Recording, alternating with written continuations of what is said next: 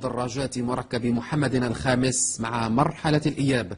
فصيل مشجعي الوداد أكدوا العودة بعد اجتماع مع رئيس الفريق عبد الإله أكرم قرر الرحيل نهاية الموسم الحالي في انفراد للقناة الثانية. روبورتاج يوسف السهيلي وعبد الإله عماد.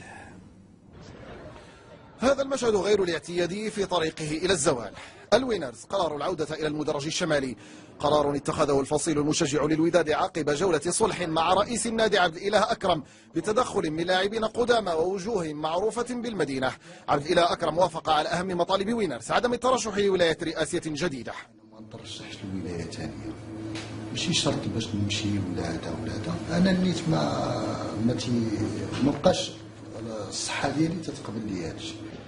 انفرط حبل الود بين ألترا وينرز وعبد الإله أكرم نهاية الموسم الماضي. قرر الفصيل في البداية تنظيم وقفات احتجاجية أمام مركب من جلون بالوزيز قبل أن يصعد حركة وهاته ويقاطع مباريات فريقه بالدار البيضاء، كل ذلك من أجل شرطين رئيسيين وافق عليهما عبد الإله أكرم: بان السي الرئيس غادي يمشي في حالته في شهر 6 ما غاديش يترشح وبان غادي تفتح.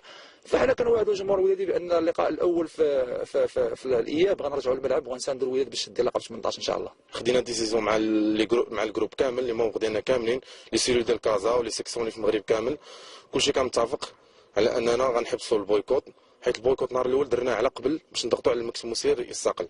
بويسكو حنا استجاب لينا الرئيس الحالي المطلب ديالنا، خاصنا نرجعوا نديروا خدمتنا ونرجعوا الفيراج ديالنا ونشجعوا الفرقه.